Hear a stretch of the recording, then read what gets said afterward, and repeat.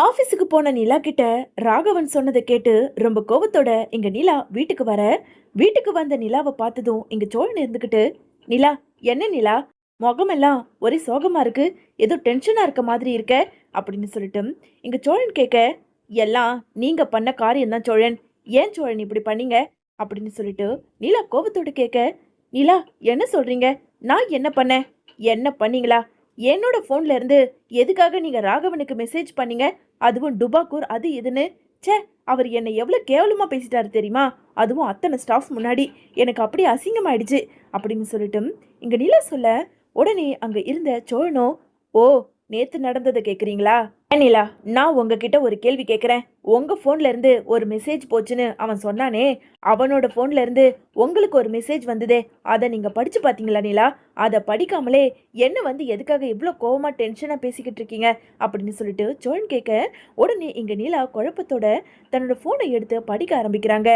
படிச்சிங்களா நிலா, அதில் என்ன இருக்கு, என்னமோ இந்த வருஷம்தான் நீயும் நானும் பொங்கல் தனியாக கொண்டாட போகிறோம், அடுத்த வருஷம் நாம் 2 பேரும் சேர்ந்து கொண்டாடலான்னு சொல்லிட்டு கேவலமாக பச்சையாக மெசேஜ் பண்ணியிருக்கான். அதை படித்து பார்த்த எனக்கு கோபம் வருமா வராதா, அதனால தான் நேற்று ஃபோட்டோ எடுத்துக்கிட்டு இருக்கும்போது நீங்கள் உள்ளே போயிருந்த சமயமாக பார்த்து அந்த மெசேஜ் வந்ததை படித்ததும் எனக்கு ரொம்ப கோபம் வந்தது, அதனால தான் அந்த மாதிரி நான் மெசேஜ் பண்ணேன், நான் பண்ணதில் தப்பு இல்லை நிலா அப்படின்னு சொல்லிட்டு இங்கே சோழன் சொல்ல, உடனே நிலாவுமே அந்த மெசேஜ் படித்து பார்த்துட்டு, ச்சே, அந்த ராகவ் எதுக்காக இவ்வளோ கேவலமா கீழ்த்தரமா நடந்துக்கிறான்னு இப்போ வரைக்கும் எனக்கு தெரியல, ரொம்ப சாரி சோழன் அப்படின்னு சொல்லிட்டு இங்க நிலா மனசு வருந்தி மன்னிப்பு கேட்க, ஆமா இப்போ வந்து மன்னிப்பு கேளுங்க, திட்டுறதெல்லாம் திட்டிட்டு அப்படின்னு நிலாவும் சோழனும் பேசிக்கிட்டு இருக்க நடுவுல அங்க நடேசன் வராரு.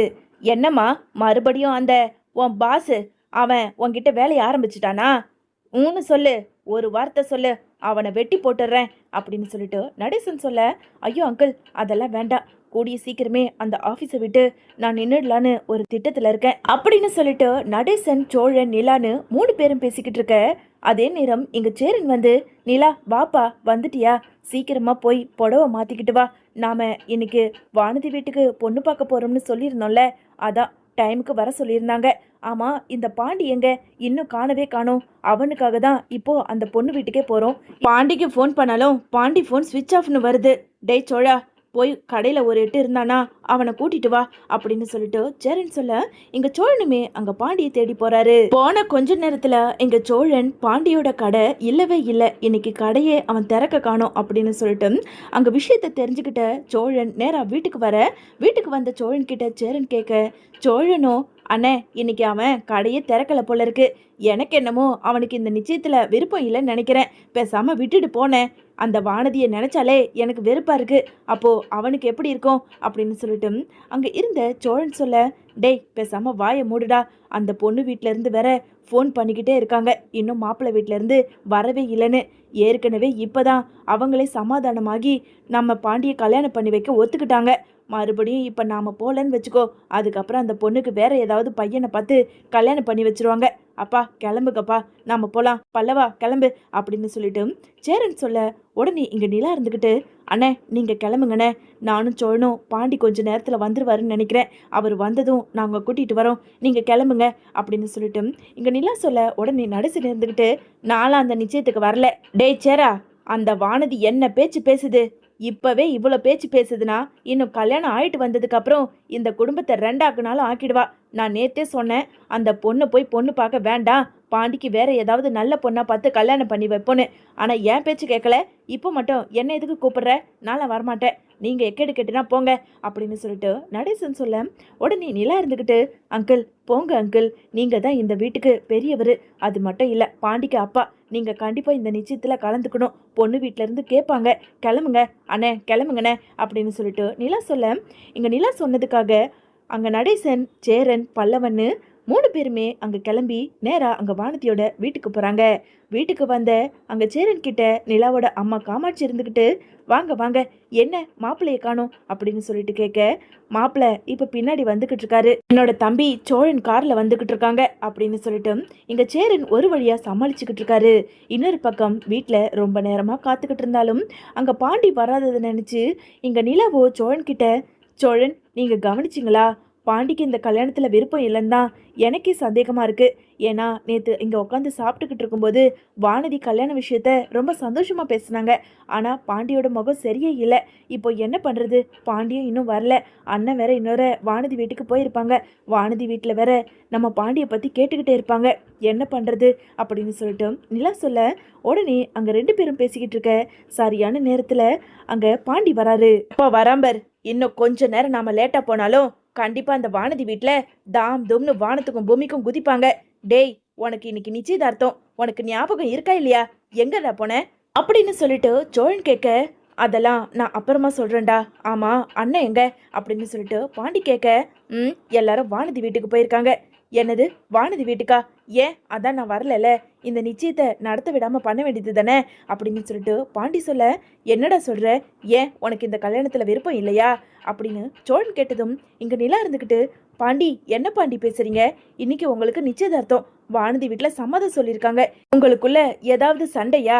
அப்படி சண்டைனா கூட அதுக்கப்புறமா பேசி முடிச்சுக்கோங்க. இப்போதைக்கு கிளம்பி வாங்க அப்படின்னு சொல்லிட்டு நிலாவும் சோழனும் இங்கே கட்டாயப்படுத்த, இங்கே நிலா கிட்டேயும் சோழன் கிட்டேயும் வானதி பேசுனதை சொல்ல முடியாது.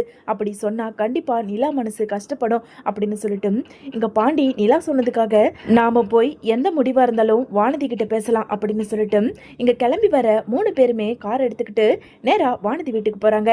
இதோ வந்துட்டாங்களே அப்படின்னு சொல்லிட்டு அங்க சேரன் சொல்ல, பாண்டி சோழன் நிலான்னு 3 பேருமே வீட்டுக்குள்ள வர்றதை பார்த்ததும் இங்க வானதியோ பாண்டியை பார்த்து, என்ன பாண்டி, உனக்கு எத்தனை தடவை ஃபோன் பண்றது? ஃபோன் ஸ்விட்ச் ஆஃப்னே வந்துகிட்டு இருக்கு. சரி வா அப்படின்னு சொல்லிட்டு இங்க வானதி கூப்பிட, ஆனாலும் இங்க பாண்டி முகம் ரொம்பவுமே வாடி போயே இருக்கு. இதை பார்த்துக்கிட்டு இருந்த நிலாவோ அங்க பாண்டியை தனியா அழைச்சிக்கிட்டு போய், இங்க பாருங்க பாண்டி, உங்களுக்கு இன்னைக்கு நிச்சயதார்த்தம். நான் வீட்லேயே சொல்லி தான் கூட்டிகிட்டு வந்தேன். இப்போவும் என் முகம் வாடி போயிருக்கு. எதுவாக இருந்தாலும் முன்னாடியே யோசிச்சு முடிவு எடுத்துக்கோங்க. நிச்சயம் பண்ணிட்டதுக்கப்புறம் நம்மளால் எதுவும் பண்ண முடியாது அப்படின்னு நிலா சொல்ல, உடனே அங்கே இருந்த சோழனுமே, நிலா சொல்கிறது 100க்கு 100 உண்மை பாண்டி. எனக்கு என்னமோ வானதியை கல்யாணம் பண்ணால் நம்ம வீடு 2ஆக போயிடும்னு அப்பா சொன்னது ஞாபகம் வருது. கொஞ்சம் யோசிச்ச முடிவு பண்ணு அப்படின்னு சொல்லிட்டு நிலாவும் சோழனும் அங்கே இருந்த பாண்டி கிட்ட பேசிக்கிட்டு இருக்க இதை எல்லாத்தையும் அங்கே சேரன் ஒட்டு கேட்டுடுறாரு.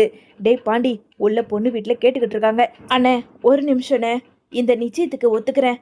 ஆனால் எதுவாக இருந்தாலும் உன் கல்யாணத்துக்கு அப்புறம் தான் இந்த கல்யாணம் நடக்கும். அதையும் நான் இப்போவே சொல்லிட்டேன்.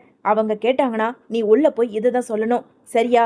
உன் கல்யாணம் முடிச்சுட்டு தான் நான் கல்யாணம் பண்ணுவேன். அப்புறம் வீட்டில் 2 ரூம் கட்டணும். அதுக்கப்புறம் தான் அந்த கல்யாணத்தை நான் ஒத்துப்பேன் அப்படின்னு சொல்லிட்டு இங்கே வெளியவே சேரன் கிட்ட பாண்டி சொல்ல, டேய் இதுதான் விஷயமாடா?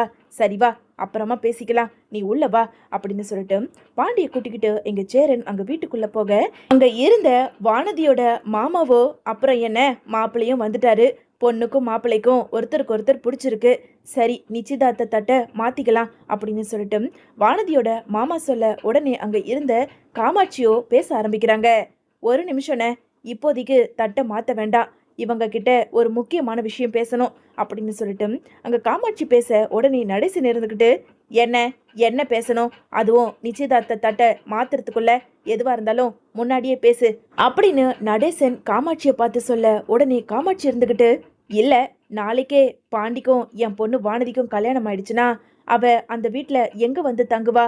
அவளுக்குன்னு ரூமும் கிடையாது. புதுசாக கல்யாணமானா அவங்களுக்குன்னு ஒரு ரூம் இருக்கணும் இல்லையா? அப்போது அவங்க எங்கே தங்குவாங்க? அதனால ஒன்று உங்கள் வீட்டு மருமக நிலா அந்த வீட்டை விட்டு போகணும். அப்படி இல்லையா பாண்டியையும் வானதியையும் தனியாக ஒரு குடுத்தனம் அனுப்பிடுங்க அப்படின்னு சொல்லிட்டு காமாட்சி சொல்ல, வந்த கோவத்துக்கு நடேசனும் அடி செருப்பால, யாரை யார் வீட்டில இருந்து அனுப்புறது? உனக்கெல்லாம் கொஞ்சம் கூட அறிவு இல்லையா? நிலா எங்கள் வீட்டு மருமக, அவளை வீட்டை விட்டு அனுப்புறதுக்கு நீ யாரு? அப்படி இந்த நிச்சயதார்த்தம் நடக்கணும்னா இந்த நிச்சயதார்த்தம் நடக்கவே தேவையில்ல. ஏய் என்ன அப்படியே கல்லுனி மங்குனி மாதிரி நின்றுகிட்டு இருக்க? நீ தான் உன் அம்மா கிட்ட சொல்லி இந்த விஷயத்துல பேச சொல்லியிருக்கியா? இங்க பாரு, யார் என்ன சொன்னாலும் நீலா அந்த வீட்டை விட்டு போக முடியாது. அது மட்டும் இல்லை, உனக்கு அப்படிதான் கல்யாணம் ஆகணும்னா அந்த வீட்டில் இன்னும் 2 ரூம் கட்டினதுக்கு அப்புறம் கல்யாணத்தை பண்ணிக்க. அப்படி இல்லைனா நீ எங்கள் வீட்டுக்கு மருமகளை வரவே தேவையில்ல அப்படின்னு சொல்லிட்டு இங்கே நடேசன் வந்த கோபத்துக்கு அங்கே வானதியையும் அங்கே இருந்த காமாட்சியையும் பயங்கரமாக வெளுத்துவாங்க. கூட இருந்த சேரனும், அப்பா கொஞ்ச நேரம் அமைதியா இருங்கப்பா. அட இவன் வேற, எவன்டா இவன்? உனக்கு கொஞ்சமாவது அறிவு இருக்காடா? எது பேசினாலும் அப்பா இருங்கப்பா அப்பா இருங்கப்பான்னு இவங்க என்ன பேசுனாங்கன்னு உன் காதில் விழுந்துதா இல்லையா? நம்ம வீட்டு மருமகளை வீட்டை விட்டு துரத்திட்டு அதுக்கப்புறமா இவங்களுக்கு கல்யாணம் பண்ணி அந்த ரூமை கொடுக்கணுமா. இப்படி பேசுறதுக்கு இந்த குடும்பத்துக்கு வெக்கமா இல்லை? ஏண்டா அப்போ நிலாவை வீட்டை விட்டு அனுப்ப சொல்றியா அப்படின்னு சொல்லிட்டு நடேசன் ரொம்ப கோபத்தோட சேரனை பார்த்து பேச, உடனே இங்க சேரனும் அங்க காமாட்சி கிட்ட, இங்க பாருங்க, நிலா எங்க வீட்டு மருமக, அப்படி இருக்கும்போது கண்டிப்பா அவங்கள வீட்டை விட்டுலாம் அனுப்ப முடியாது அப்படின்னு சொல்லிட்டு சேரன் சொல்ல, உடனே காமாட்சி இருந்துக்கிட்டு, போதும் நிறுத்துப்பா, உங்க வீட்டு மருமகன்னு சொல்றியே, அவ முதல்ல உங்க வீட்டு மருமகளே கிடையாது, ஏதோ சூழ்நிலைக்காக சோழனை கல்யாணம் பண்ணிக்கிட்டு வந்துட்டதா வானதி எல்லாத்தையும் எங்க கிட்ட சொல்லிட்டா. ஏமா நிலா, இங்க இவ்வளோ பிரச்சனை நடந்துகிட்டு இருக்கே, அது எல்லாத்துக்கும் காரணம் நீ தானே, வாயை திறந்து ஏதாவது பேசு அப்படின்னு சொல்லிட்டு காமாட்சி சொல்ல, உடனே நிலாவோ அங்க நடேசனை பார்த்து, அங்கிள் இப்போ எதுக்கு அங்கிள் பிரச்சனை, எதுவா இருந்தாலும் வீட்டுக்கு போய் பேசிக்கலாம், இப்போதைக்கு நிச்சயத்தை முடிங்க அப்படின்னு சொல்லிட்டு நடேசன் கிட்ட நிலா சொல்ல, போத நிறுத்துமா, நீயும் சேரன மாதிரி எல்லாத்துக்கும் தியாகத்தை பண்ணிக்கிட்டு இருப்பீங்க, பேசாம வாயை முடிக்கிட்டு அமைதியாரு, டேய் கிளம்புடா நம்ம போலாம் அப்படின்னு சொல்லிட்டு அங்க இருந்த நடேசன் சொல்ல, உடனே வானதியோ அங்க இருந்த பாண்டிய பார்த்து, பாண்டி என்ன பாண்டி, உங்க அப்பா என்னமோ வாய்க்கு வந்த மாதிரி எல்லாம் பேசிக்கிட்டு இருக்காரு, வீட்லயே நான் சொன்னேன்ல, அவங்க விருப்பம் இல்லாம கல்யாணம் பண்ணிக்கிட்டு வந்தவங்க, அவங்களுக்கு ஏதாவது ஹாஸ்டல்ல பார்த்து விட்டா அவங்க போயிடுவாங்கன்னு உங்ககிட்ட பேசிட்டு தானே வந்தேன், அப்படி இருக்கும்போது இப்போ வாயை திறக்காம அமைதியா இருக்க, இதெல்லாம் ஒத்துக்கிட்டு தானே உங்க வீட்டுல பொண்ணு பார்க்க கூட்டிட்டு வந்திருக்க அப்படின்னு சொல்லிட்டு அங்க இருந்த வானதி பாண்டிய பார்த்து கேட்க, இதை எல்லாத்தையும் கேட்டுக்கிட்டு இருந்த சோழனும் அங்க வானதியை பார்த்து, இங்க பாரு வானதி, நீ எல்லைக்கு மீறி பேசிக்கிட்டு போற, என்ன பாண்டி இதெல்லாம், ஓ அதனால தான் நிச்சயதார்த்தத்துக்கு போகக்கூடாதுன்னு நீ எங்கேயோ போயிட்டு லேட்டா வந்தியா, இங்க பாரு, அவனுக்கு இந்த நிச்சயதார்த்தத்துல விருப்பம் இல்லை, நாங்க தான் சமாதானப்படுத்தி இங்க கூட்டிட்டு வந்திருக்கோம், பின்ன என் ஒய்ஃப் நிலாவை அந்த வீட்டை விட்டு அனுப்பிட்டு நீ அந்த வீட்டுக்கு வரணும்னு நினைக்கிறியே, உனக்கு வெக்கமா இல்லையா வானதி அப்படின்னு சொல்லிட்டு சோழன் சொல்ல, உடனே இங்க வானதி இருந்துகிட்டு, பாண்டி என்ன பாண்டி இது, உங்க அண்ணன் வாய்க்கு வந்த மாதிரி என்ன பேசிக்கிட்டு இருக்காரு, நீ அப்படி நின்னுகிட்டு இருக்க அப்படின்னு வானதி கேட்க, உடனே பாண்டி இருந்துகிட்டு, எல்லாரும் என்னை மன்னிச்சிருங்க, எனக்கு இந்த கல்யாணத்துலேயும் இந்த நிச்சயத்துலேயும் விருப்பம் இல்லை, இப்போதைக்கு எனக்கு கல்யாணம் பண்ணுற ஐடியாவும் கிடையாது, முதல்ல நான் என் அண்ணனுக்கு கல்யாணம் பண்ணணும், 2 ரூம் கட்டணும், என் நிலா அண்ணி கண்டிப்பாக எங்கள் வீட்டை விட்டு போக மாட்டாங்க, இதெல்லாம் முடிஞ்சதுன்னா அதுக்கப்புறமா வானதியை நான் கல்யாணம் பண்ணுறேன், அப்படி இல்லை எங்களுக்கு வெயிட் பண்ணிக்கிட்டு இருக்க முடியாது, என் பொண்ணுக்கு வேற ஒரு மாப்பிள்ளையை தான் பார்த்து கல்யாணம் பண்ணி வைக்க போகிறேன்னா தாராளமாக கல்யாணம் பண்ணி வைங்க, எங்களை தயவு செஞ்சு விட்டுடுங்க அப்படின்னு சொல்லிட்டு அங்கே இருந்த பாண்டியோ சேரனை கூப்பிட, சேரனோ டேய் பாண்டி பேசாம கொஞ்ச நேரம் அமைதியாருடா அப்படின்னு சேரன் சொல்ல, உடனே நடேசன் இருந்துக்கிட்டு, டேய் பேசாம வாயை முடிக்கிட்டு அமைதியா போடா, சின்னவன் பாண்டி அவனுக்கே இவ்வளோ யோசிச்சு புத்தியோட பேசுறான், உனக்கு புத்தி கிடையாது, டேய் சோழா நிலா எல்லாத்தையும் எடுத்துக்கிட்டு வாங்க, நாம கிளம்பலாம், நிச்சயம் பண்றாங்களா, நிச்சயம் வீட்டை 2 ஆக்கிட்டு, இதெல்லாம் ஒரு நிச்சயதார்த்தம், வாடா ஊர்ல இல்லையா நான் பொண்ணு அப்படின்னு சொல்லிட்டு நடேசன் அங்க இருந்த எல்லாரையுமே அழைச்சிக்கிட்டு வீட்டை விட்டு வெளியே போறாரு.